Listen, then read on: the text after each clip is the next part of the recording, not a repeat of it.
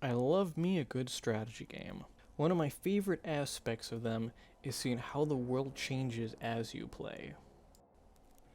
In Age of Empires, it's your buildings all over the map.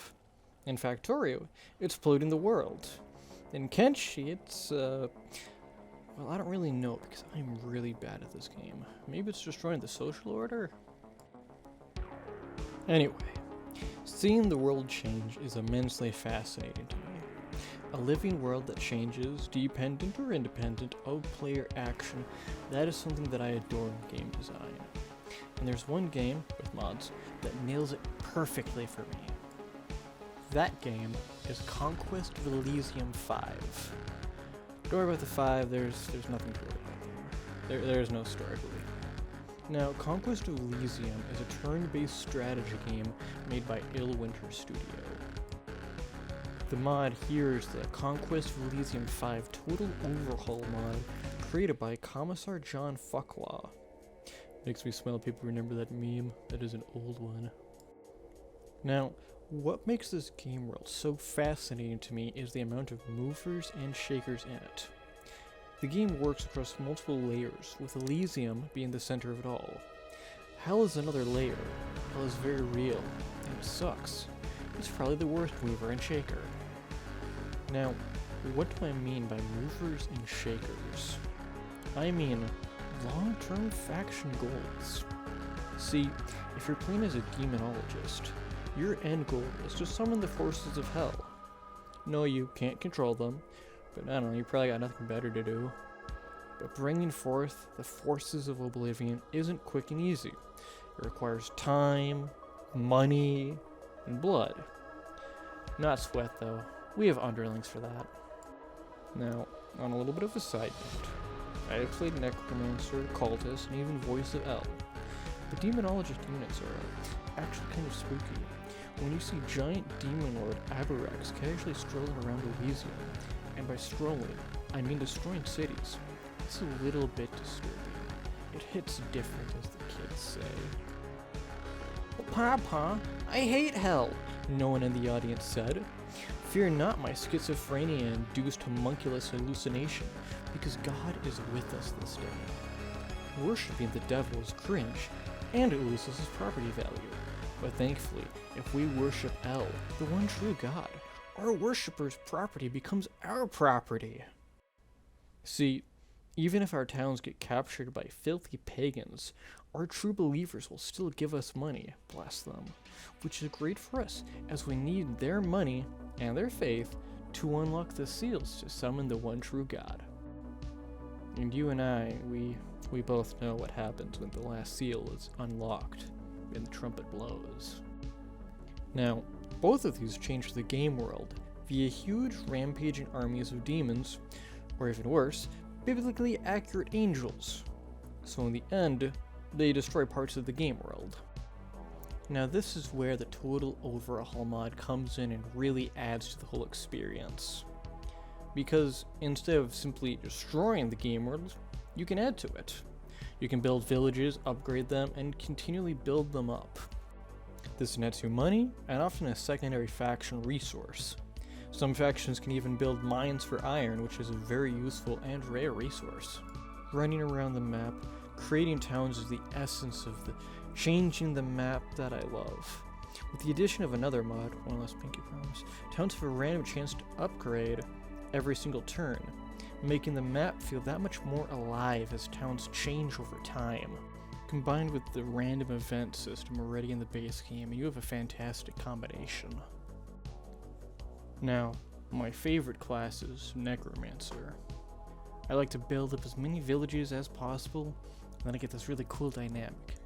Because despite being a necromancer, it's like I'm working with the living. After all, they can't give you money if they're all murdered by bandits. There's probably some kind of ironic joke about a death wizard creating life, but it's beyond me.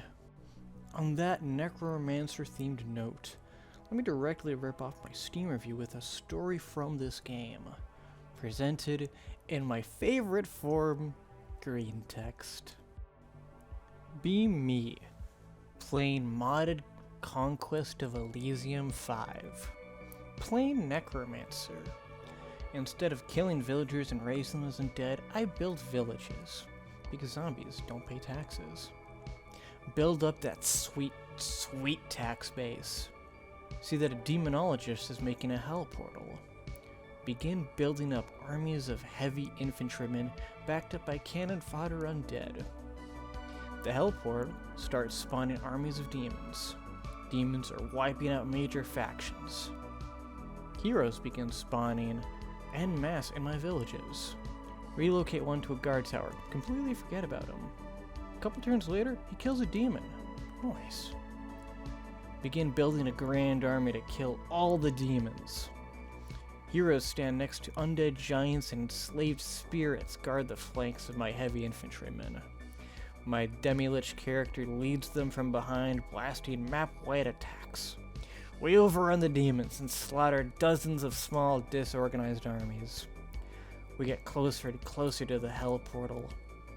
The armies we face, they start to get larger, stronger, and more powerful.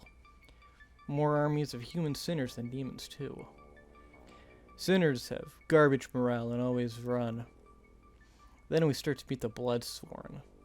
Elite heavy infantry human units, granted regeneration and superior strength. They're backed up by the demonologists. The same demonologist who created the hell portal, and is protected by his cadre of wizards. What followed was one of the most enjoyable and brutal battles I've ever had the pleasure of seeing in a video game. Hundreds of units died en masse. The demonologist was crushed by a farmhand turned hero and an undead colossus, and both of them were slain shortly after by the wizard cadre. Those same wizards died to the demi-lich casting a map-wide attack spell, safely on the other side of the map. He too was promptly slain. He would resurrect later, only to be immediately crushed and slain permanently. The hell portal was destroyed and their leader was dead. The game switched perspectives to my last commander, a death knight far, far away. I watched the demon remnants attack each other. I haven't opened up that save again, and I don't plan to. I like to think that that last death knight would go on to protect these last humans, kept safe in distant lands, and one day, after the last demon died, the humans could take the world back. Much like the video game, RimWorld, you kind of walk away from Conquest of Elysium with your own stories. There's no main storyline, no grand overarching narrative, just kind of your own experiences. I believe it was Sid Meier who said that a good game is a series of interesting decisions. Now, you might be wondering to yourself, why is this formatted so weirdly? Why did dear old Agartha give us a faction overview at first, but then stop and start talking baseline mechanics before reading his own demented green text? Originally, I was thinking about doing kind of like a faction overview, but yeah, that's gonna take way too long because this game has at least a dozen factions, I think. So, we're just gonna blow through them. Are you ready? The Baron conquered and controlled the borders of human civilization. This is reflected in their playstyle. They get a bonus to gold and iron income, free military units, and they can assign levies to towns. Witches, meanwhile, witches eat fungi and cast spells, and sometimes they might summon an old one. The priestess is a mix of Aztec and Old Testament, which might be the most disturbing combination I've heard in a while. Fungi, gold, nah, she don't care. She wants to sacrifice people to her bloody god. And her summons are straight up Old Testament. Bakamano are weeaboo orcs. Now I can appreciate orcs, but not like this. They really like mountain bases, and they really don't like honor. The Barbarian Warlord. He leads cheap infantry of, well, barbarians. If you're wondering if maybe the Barbarian Warlord is a little bit under-equipped to deal with the Aztec god of war, Cthulhu, biblically accurate angels, and everything else that lives in the hell realm that is Elysium, you would be completely right. Now, here's one that's amazing. Unlike the Barbarian Warlord, the Senator. This is the choice for patricians. I love Rome. They build forts every few tiles, they raise legions, and they love to kill barbarians. And their final step, if you have money, is to become the God Emperor, which is just, it's beautiful. Ave Imperators aside, the next one is the Pale Ones, who are literal chuds. Cannibalistic, humanoid underground dwellers. Like crocodiles, the older they get, the bigger they get. This makes them very potent in combat, but their eyesight is also completely garbage, which is also reflected in combat. Next up, the Druid. Mandalore Gaming, he warned us about them. Druids, they collect herbs, and they collect animals like Pokemon. And while a bear is very dangerous and can maim a few infantrymen, it still can't break through a reinforced wall. Giant moose might be able to, though. I'm not talking about the Bergmeister. They're stupid, they're tiny, they're weak, and they love crossbows, and they also love weed. The Warlock is the lonely guy who collects rocks. And sometimes, once in a blue moon, when the stars are all aligned, he might cast a spell. Priest King is like the priestess, but politically correct. I think they also like the sun more? Troll King. I hate the Troll King. Early game, he's a one-man army who will raid your towns, flank your weaker armies, and generally be a nuisance and steal your land. The Enchanter used to be like the Warlock, very lonely. So, he wisened up. He made friends for himself out of the rocks he collects. Except these rocks are gold and iron? Wait, shouldn't he be using rocks since he's making like golems? Okay, let me break character for a second and just say I love the High Cultist. The High Cultist is like the nerfed meth head in the Walmart parking lot at 2 a.m. He really likes fish. And his end goal is to summon every single H.P. Lovecraft reference, and maybe even an August Derleth reference. Unfortunately, he usually gets eaten 3/4 of the time by his own summons. Really fun for a quick session, though. Dwarf Queen is gross. In this setting, dwarves are pretty much like ants, so she, being a queen, lays eggs, frequently. Like any woman who refers to herself as a queen, she's also a gold digger. But she also really likes iron. Loves it, in fact. Can she run a town? No, not at all. She can run a great mining operation, though. Illusionist? The illusionist isn't lonely, not like the other wizards. The illusionist gets all the ladies. Unless that's an illusion, too. Illusionists collect gems to become stupidly overpowered. Turns out, it's really easy to kill a guy when he's too busy fighting something that doesn't actually exist, but still deals damage. The Mark Graf is a variant on the other Hoburgers, except he invested in Bitcoin, and he actually did make money. But like every other rich person, he makes deals with shadowy figures. Spoiler alert, they're necromancers. This is a stoner midget necromancer faction. I've never, ever seen a dryad queen in this game. Ever. Apparently they like herbs, and they sound like druids, so, I don't know, kill them on sight or something. The Scourge Lord. Okay, these guys are actually kind of wild. They control large swaths of the population, and the Scourge Lords themselves are also very powerful mages capable of insane magical feats. Their only downside? They need to devour the world. They drain life force to sustain themselves. However, they can also use this power to teleport entire armies. And if you know anything about war, it's that moving armies is a pain. So teleportation is extremely potent. This is also just another neat little example of a faction that really uses what I was talking about earlier with game design that changes the map. Because when these guys drain the life away from an area, the area turns into a desert. And deserts are far more difficult to cross than regular terrain because it's, well, a desert. Next faction is the Cloud Lords. They also like pretty rocks, and Raiden from Mortal Kombat. Now, he and his subjects, they're all winged, which means of course that they can fly. Flying is extremely useful, Because imagine you can fly over a lake instead of drowning in it.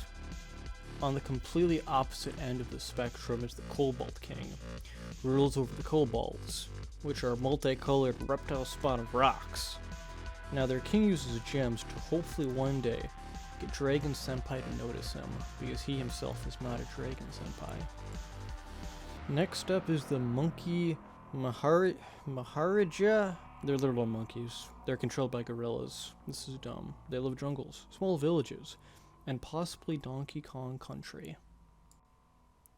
But it gets even dumber, because the last, and definitely least, is the Raksharja. They're demon monkeys. They like human sacrifices, probably garbage music, and magic.